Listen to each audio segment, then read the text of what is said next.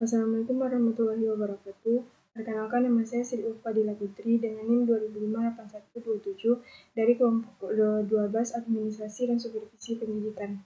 Pada video ini saya akan menjelaskan tentang proses dan teknik supervisi pendidikan, yang terdiri dari dua materi, yaitu proses supervisi pendidikan dan teknik supervisi pendidikan. Yang pertama, proses supervisi pendidikan terdiri dari perencanaan.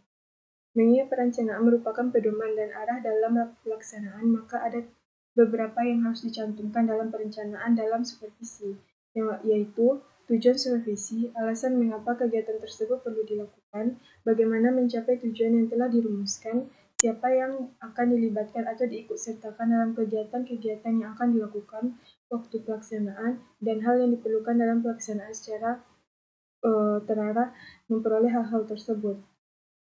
Yang kedua yaitu pelaksanaan. Menurut Rifahi tahun 1982 mengemukakan pelaksanaan supervisi pendidikan mengikuti beberapa kegiatan sebagai berikut. Yang pertama yaitu mengumpulkan data. Proses supervisi diawali dengan pengumpulan data untuk menemukan berbagai kekurangan dan kelemahan guru. Yang kedua yaitu penilaian. Data yang sudah dikumpulkan diolah kemudian dinilai. Yang ketiga yaitu deteksi kelemahan. Pada tahap ini, superior mendekati kelemahan atau kekurangan guru dalam mengajar.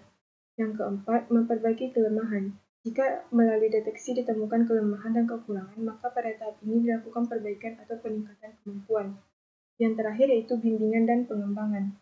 Dalam pelaksanaan supervisi, superior perlu memberikan bimbingan kepada guru agar apa yang diperolehnya diterapkan atau diaplikasikan dalam proses belajar mengajar yang dilakukannya. Yang ketiga yaitu evaluasi. Pada akhir supervisi dilakukan evaluasi. Ini dilakukan untuk mengetahui tujuan yang sudah dicapai, hal-hal yang sudah dilakukan dalam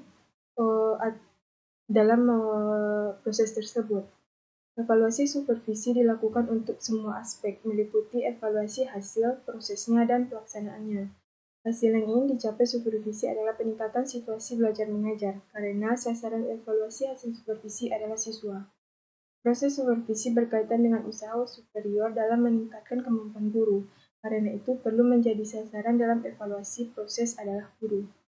Hal-hal yang dievaluasi adalah kelebihan dan kelemahan guru, kemampuan dalam kegiatan belajar mengajar, dan kemampuan perkembangan kreativitas, semangat kerja, serta situasi dan suasana sekolah.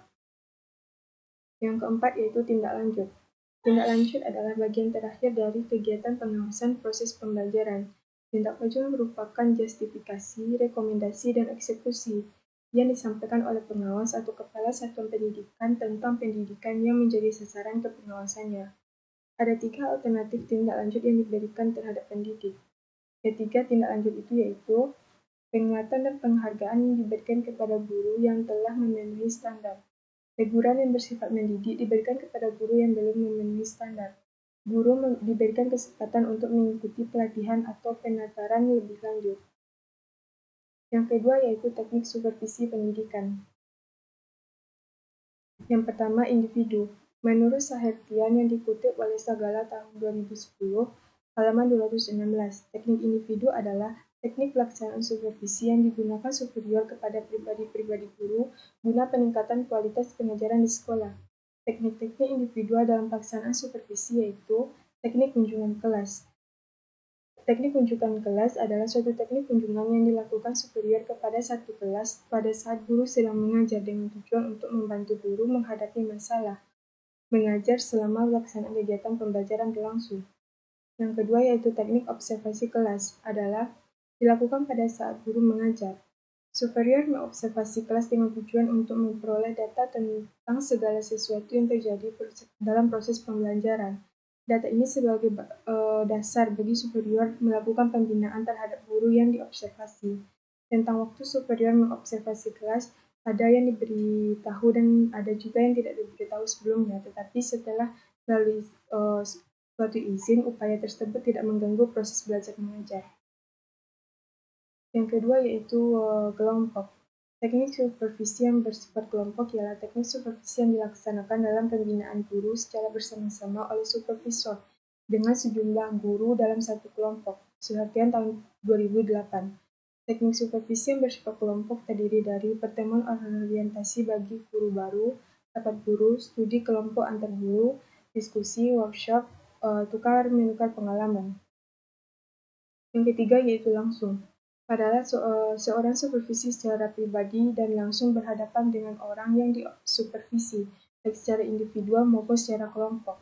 Contohnya kunjungan kelas atau classroom visitation, observasi kelas, pertemuan atau rapat, diskusi kelompok, dan lainnya. Yang keempat yaitu tidak langsung adalah seseorang supervisor tidak secara langsung menghadapi atau berhadapan dengan orang-orang yang disupervisi, tetapi mempergunakan berbagai alat atau media komunikasi, contohnya melalui radio, televisi, surat, dan papan pengumuman. Alpensyah tahun 2019.